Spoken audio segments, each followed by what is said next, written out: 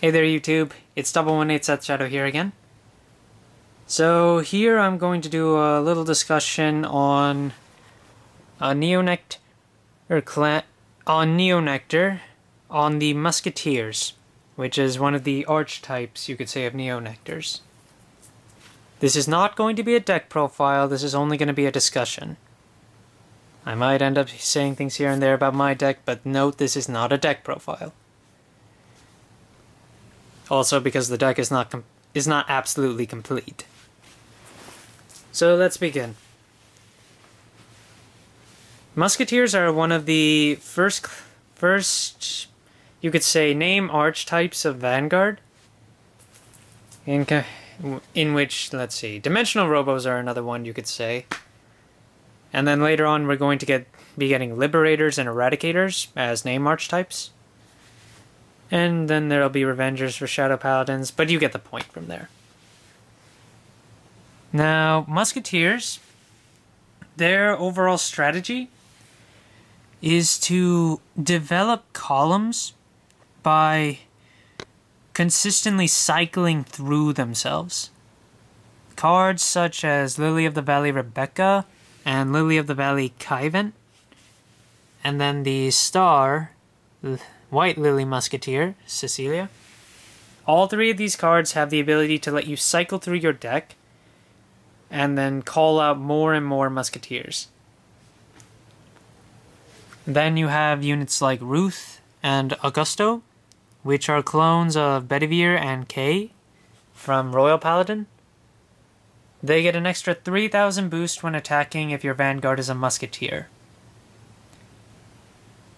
And there are two grade 3 Musketeers to choose from, Cecilia and Herman. So getting one of those into the Vanguard circle gives you a permanent 3k plus for both of these units.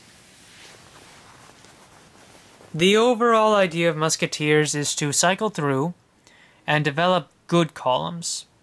And I'm just going to say they're good columns. I'm not going to say they're big columns, they're good columns. Mainly because this deck kind of needs to allocate a lot of space for a lot of their Musketeers. Therefore, you can keep consistency when you're cycling through. Otherwise, you're probably going to lose off on the -1s. If you're not understanding that, it's because Rebecca, Kyvant, and Cecilia all require you to sacrifice another Musketeer to be able to look through the top of your deck. If you do not find a Musketeer in the top of your deck, or in the top several cards of your deck, you will not get to call anything. In other worst case scenarios, you'll have to be calling one of these two. You don't want to do that. Especially because they're heal and critical triggers. Also because, let's go through Cecilia's limit break very fast. You have to counterblast 1 and choose 5 normal units with Musketeer in their name. Let's look at this again. Choose 5 normal units with Musketeer. Normal units.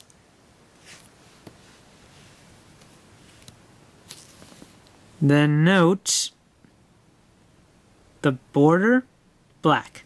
The border here, yellow. This signifies a trigger unit.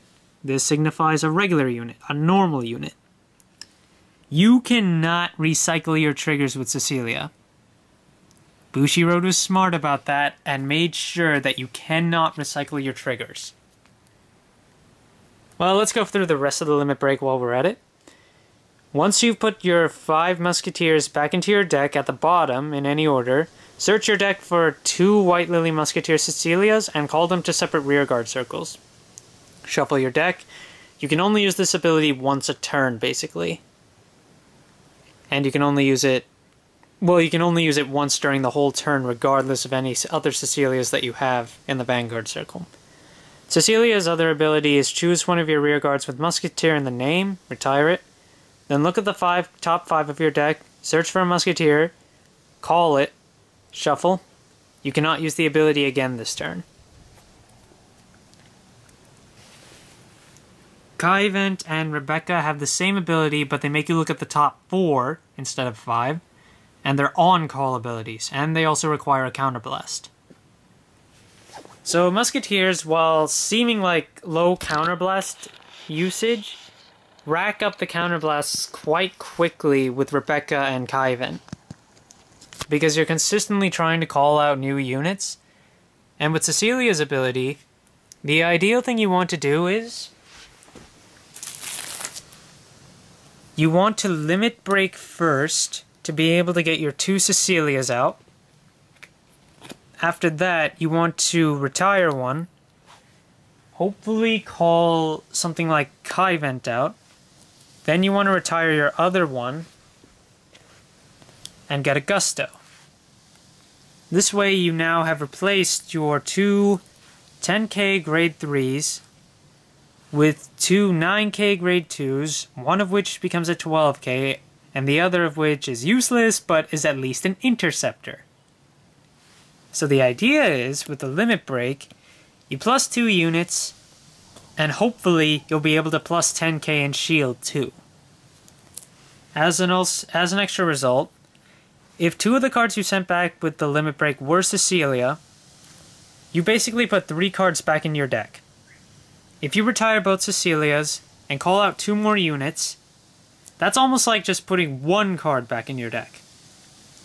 Because one of the big things about Musketeers was recycling the normal units decreases your trigger probability when going for triggers. If you can manage to call out 2 new units off the 2 Cecilias that were also in the drop zone, all you did was put 1 card back, minimizing the chance that you won't get a trigger. If you were forced to put back all 5 cards and none of them were Cecilia, then the best you can do is get 2 new units and have put 3 cards back into your deck, which will decrease your ability to get triggers quite more significantly. Then Musketeers are pretty much very reliant on having Cecilia as the Vanguard. They're also reliant on at least having 2 Cecilias not here. Because if you lose 2 Cecilias to the damage zone, this is going to get minimized to only calling 1 Cecilia. If by some off chance you lose all 3 Cecilias to the damage zone, the limit break is now useless. And all it does is recycle 5 cards, which will drastically drop your chance of getting a trigger. And all it does is prevent you from getting deck out. Mina is a good solution to that. Because you can just use her counterblast to put a card in your damage zone. At the end of the turn, if you had a Cecilia, you can put it back in your deck. That way, you can refresh the number of Cecilias you have for the limit break. Mina is probably more useful in this sense because the grade 2 space is kind of tight. You have the option of Almaria, which is the same effect but grade 2. But in the end, Mina is probably the better option. I believe so. Because Almaria is only an 8k, and you're already using low-powered grade 2s with the exception of a Gusto. Maiden of Rainbow Wood is just my tech. You can also use Iris Knight if you want to, but the overall idea is that you're going to be constrained on grade 1 and grade 2 space because of the Musketeers. And I would say, if you're going to be running something other than Herman as your alternate Vanguard, do so at your own risk. If you have to ride whatever that is, these 2 will lose effectiveness, Ruth and Augusto. Because without a Musketeer in the Vanguard circle, they won't get their 3k plus when attacking. Because in the event you can't get Augusto or Kaivent off a top 4, top 5 check, if you can at least get Ruth, you've got a decent attacker as long as your Vanguard is Cecilia. Or Herman. So the idea again is to get good columns. The reason I don't say great columns or powerful columns is because you're going to be constrained on grade 1 space, not letting you run too many Corolla Dragons. As a result, your only boosters are going to be 7 and 6Ks. Even with Augusto's ability, the max he can get up to on his own is 12. With a 7K boost, that's 19. If you happen to get Corolla, that's 20, which will hit against 10K Vanguards. It will not hit well against 11K Vanguards, and definitely will not hit high against cross rides.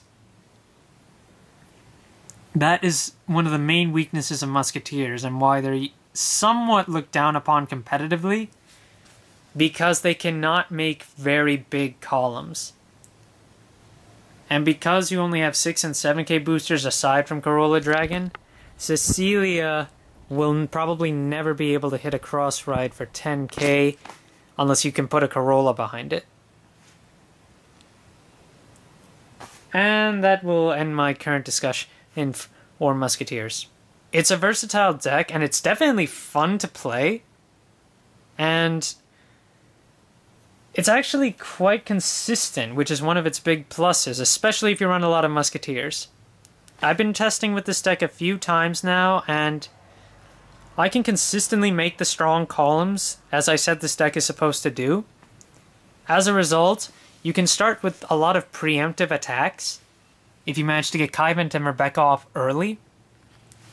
So it's easy to get in a lot of damage early with this deck and consistently keep doing damage.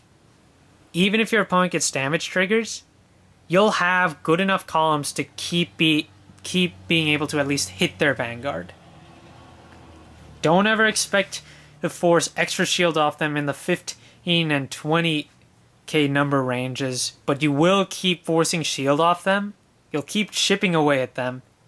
And even Vermilion, even Narukami, which can eliminate the front row, will have to deal with a front row almost every turn with Cecilia's Limit Break.